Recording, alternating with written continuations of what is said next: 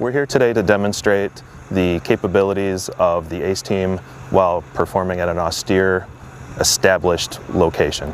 We want to get closer to the front lines so that we can establish a base in order to get aircraft to and from the fight that much quicker, the ability to rearm and refuel.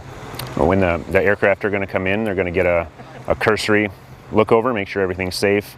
All the weapon systems will get de-armed at that point, and then they'll roll up to the actual ICT area. We will start loading the bombs, refueling the jet, finishing up all the inspections that are required. All that will happen simultaneously. Then once it's all done, jets will roll out and get back in the fight.